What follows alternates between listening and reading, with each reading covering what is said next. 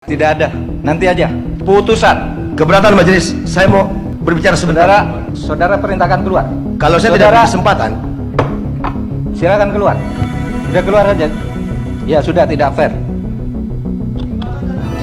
Belum menyaksikan video ini, pastikan bosku jangan lupa subscribe. Karena subscribe itu gratis plus bonus tonton video terbaru setiap harinya. Jangan lupa ya. Nah, di sini yang lucu, yaitu pada waktu lalu ketika putusan MK menolak yaitu gugatan usia Capres dan Cawapres. Di situ bahkan Yusril Hisamahendra sudah mengomentari. Di sini terlihat Yusril soal tudingan MK sebagai mahkamah keluarga tidak terbukti. Dan kemungkinan sorenya bahkan netizen-netizen dikejutkan yaitu dengan berita Mahkamah Konstitusi mengabulkan gugatan minimal usia Capres dan Cawapres, yaitu bisa di bawah 40 tahun dengan syarat bla bla bla bla.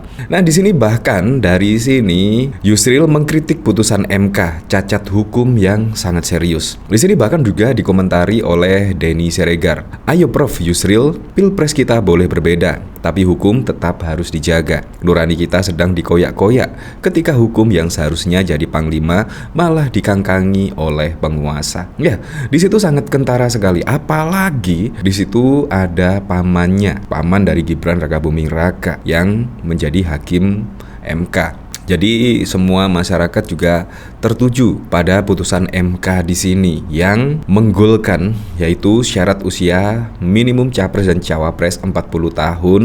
Dan di situ jika pernah menjadi pemimpin daerah dan atau saat ini sedang menjadi kepala daerah bisa memajukan dirinya mendaftar Capres dan Cawapres walaupun belum usia 40 tahun. Nah, dari sini saya penasaran ya, kira-kira seperti apa ya beritanya di sini? Di sini dari detik.com, yaitu Yusril kritik putusan MK cacat hukum yang serius. Di sini pakar hukum tata negara Yusril Hisamahendra mengkritik putusan Mahkamah Konstitusi yang menyatakan kepala daerah pernah atau sedang menduduki jabatan meskipun belum 40 tahun bisa mencalonkan diri sebagai presiden, wakil presiden. Yusril mengatakan ada penyelundupan hukum dalam putusan tersebut. Hal ini disampaikan Yusril dalam diskusi OTW 2024 menakar Pilpres pasca putusan MK. Diketahui MK menolak gugatan nomor 295155 PUU Romawi 21 2023, sedangkan pada gugatan nomor PUU Romawi 21 2023 MK mengabulkan sebagian. Banyak orang yang terkecoh, termasuk saya pada putusan MK yang pertama. Saya mengatakan pendapat MK akan terjadi mahkamah keluarga tidak terbukti. MK masih tetap menjadi lembaga yang menjaga konstitusi, ujar Yusril. Tapi sampai pada putusan keempat, kita semua tiba-tiba agak terenyak. Sepertinya sebuah kejutan dan sebuah anti klimaks terhadap 3 putusan sebelumnya. Bagi saya, putusan terakhir ini problematik, sambungnya. Menurutnya, putusan tersebut tidak mengalir dari hulu ke hilir, sehingga dinilai adanya kecacatan hukum. Dia pun memandang ada penyelundupan hukum di putusan tersebut. Nah, jadi seperti itulah. Akhirnya di sini juga Yusril Hisamahendra mengatakan yaitu putusan MK cacat hukum yang serius. Nah, dari sini saya penasaran ya, kira-kira komentar-komentar dari para netizen seperti apa ya. Di sini dari Ki, Wadas gimana Den? Pakai ngomong hukum.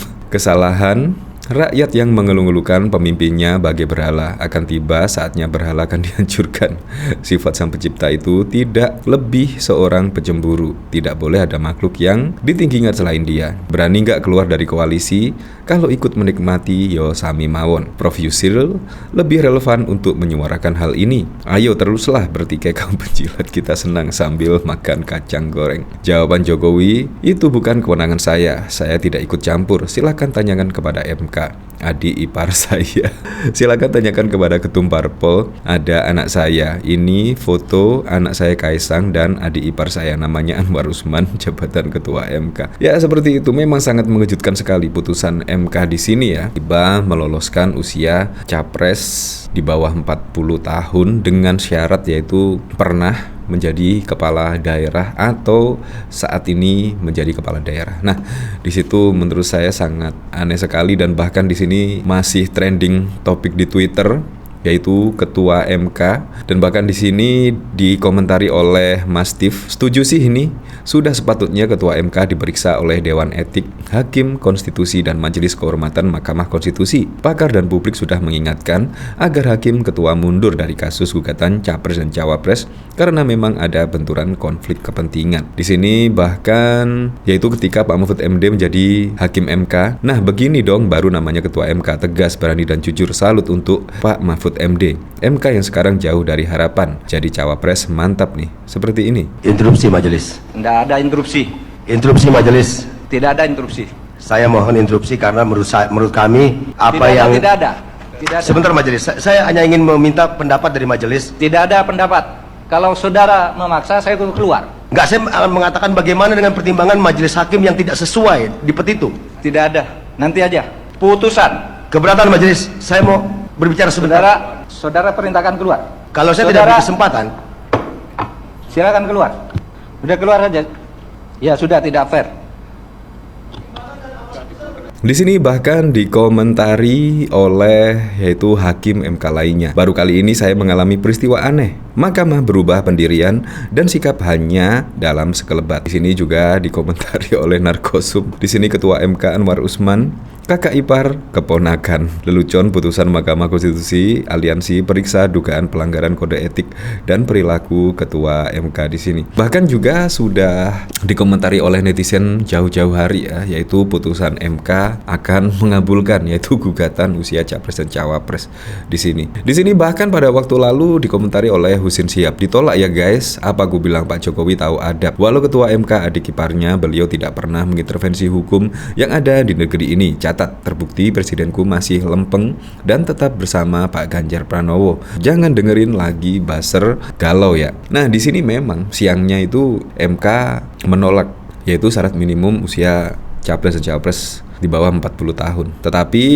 begitu sorenya semuanya heboh dan ternyata dikabulkan. Kayaknya semuanya kena perang ya pada tanggal 16 Oktober kemarin ya. Di sini bahkan juga dikomentari oleh Armanda Syah, politisi baperan. Sudah beberapa hari berlalu tapi Bang Ara masih persoalan fotonya dengan Mas Ganjar hilang. Lama gak kelihatan kok sekarang Bang Ara jadi politisi baperan sih. Contoh dong Yusril, Jokowi, Cawapres, Ketua MK, mahasiswa UNS, dan dokter nggak ada yang baperan. Marwarar heran, Ganjar tak tahu penyebab fotonya hilang.